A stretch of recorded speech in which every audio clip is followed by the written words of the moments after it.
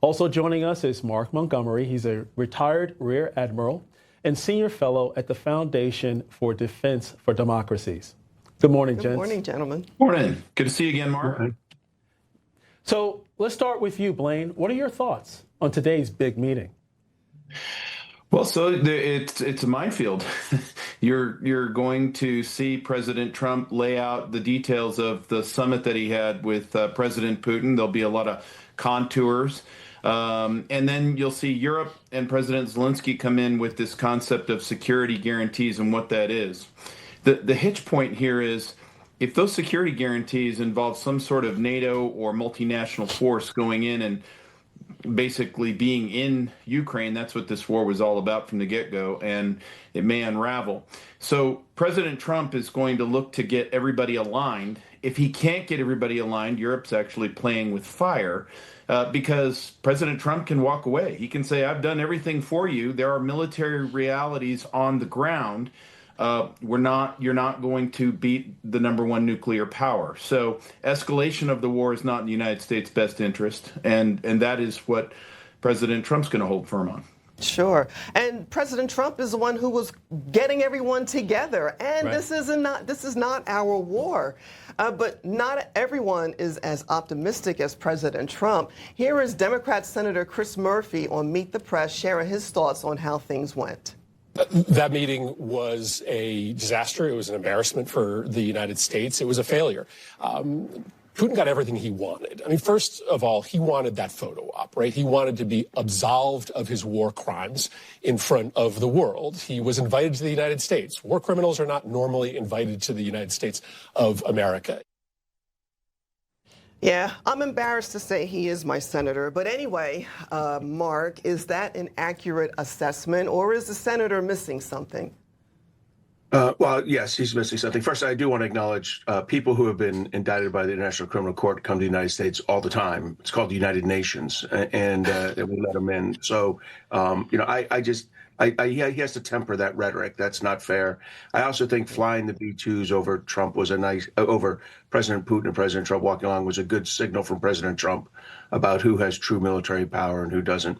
Now, as it goes to this meeting, first of all, I don't think Alaska was a failure. I think President Trump showed some discipline in not agreeing to anything there explicitly.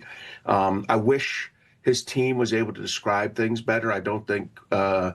Witkoff has done a great job in describing what's been agreed to or not agreed to in a timely way. But I think Secretary Rubio did a good job over the weekend explaining it. And what we now understand is there's an opportunity here for security guarantees.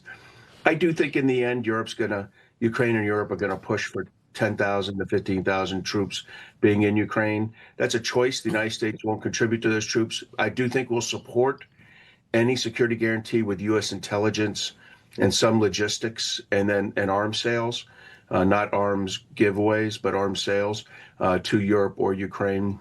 So I think there's a path forward here. I think the president knew it was going to take multiple meetings. His team said that in the lead up to Alaska. After this meeting, there may be another meeting with Putin. There may just go straight to a trilateral meeting. I suspect there'll be another meeting with Putin. And it's going to take time. And I would expect Democratic senators to, give the president a hard time after every meeting that doesn't end in a ceasefire and an agreement to some kind of terms. So true. And former Speaker of the House, Newt Gingrich, weighed in on the summit, posting this on X. The news media and the expert analysts and commentators are making fools of themselves over the Trump-Putin meeting. President Trump is a great negotiator, and Alaska was just the opening act in a multi-act play. Patience and calm would be wise approach for the time being. I think, Blaine, that's good advice. And my mind went back to the NATO chief's comments, Mark Rutte, when he actually referenced Trump as daddy. And daddy's bringing the children to the White House, right? But we all know before a meeting like that takes place, there is an understanding. This is not a photo op. This is to coalesce everyone in these European nations to get behind whatever's going to come next, because this is the last act. If they make fools of themselves in the White House, guess what?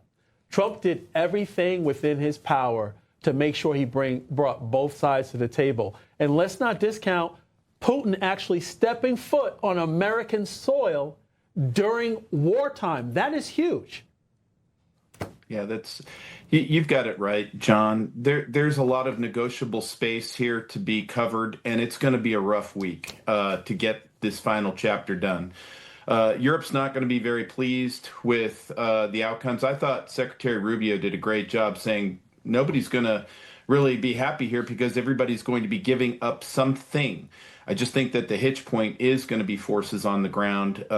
If they want economic guarantees, fine. But the Europeans are playing with a whole lot more because the Russian-American dialogue has other things going on besides just the Ukraine-Russian war. They're looking at hotspots globally, this relationship that Russia has with the BRICS, the macroeconomics behind it, and there is a lot more work ahead for Russian-American normalized relations. But if we're all going to get pent up on Russia bad, Europe good, then it's going to be a real rough week. Well, you know what? If these European leaders want to act up, treat them like children, and Daddy will spank you. Well, there's a lot of moving parts going on here for sure. But over the weekend, we had Zelensky and European leaders. They've been doubling down on the need for a ceasefire as a first step towards peace. Whereas President Trump says ceasefires don't always hold. The real focus should be on ending the war. So, Mark, how important is securing a ceasefire first? Well, look, historically, ceasefires do come first, and the president used to believe that it's okay if we move off of that if he can get President Putin to move. I will say this, President Putin is an awful human being and the person who started this war, and we sometimes forget that. He needs to actually, and he's given no concessions. At no point has he ever said anything approaching a concession. We have heard quite a bit from Ukraine on concessions. So one of the important things is determine with the Europeans and Zelensky today, what are the what concessions do they exactly need from Trump from Putin that President Trump can agree to? He then needs to go back to Putin in a follow-on meeting. President Putin made no concessions. In fact, you could see President Trump's uncomfortable state at the press conference, and then the decision not to take questions. That was President Trump signaling to President Putin, "I'm unhappy with you." The exact opposite of what Senator Murphy said. And so I think. Right. What happens to happen now is there has to be a determination of minimum concessions from Putin and then go back to him. I think we know what the Ukrainians are willing to concede, which is that at least temporarily 19% of their country is occupied by an aggressor state, Russia. You know, Blaine, the thing is, this is not a Bugs Bunny cartoon where you keep drawing lines, ceasefire lines, because we know that there was similar talk in the past. And guess what? Putin kept his assault. So why actually continue to stay in this ceasefire mode? Let's get straight to a peace deal. Right. Let's actually sit at the table. Forget the appetizers. Let's go straight for the entrees and deal with what each side wants and what each side needs to give up in order to reach a peace deal. What say you? We only have about a minute left. John, you're getting to a real interesting and very important part. There's the imbalance of what's going on in the battlefield. Perhaps if we were in some sort of force on force, no progress in either direction, but that's not what's happening here. Russia is not about to give up a military advantage as they're busting through these lines, Pokrovsk being the center point of the line of contact.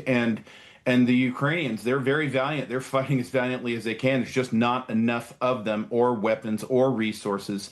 And so what Russia's not going to agree to is, oh, we're winning the war, but you want us to freeze the conflict, and then we'll go death by 1,000 paper cuts afterwards. That's just the cold realities of what warfare will bring you. And I think what President Trump's going to work on today is these are the realities in front of you. You're not going to win when you've lost the war militarily, but economically, over time, you can do well, and that's where President Trump is trying to work Russia back into a macroeconomic box of access back to the European commons. Hey, guess what? Europe needs cheap Russian oil and gas as well. So true, and we do know, as you said so many times, Blaine, that the Russian economy is not doing well. Same holds true for Ukraine. General Holt, Admiral Montgomery, thank you so much for breaking it all down for our viewers.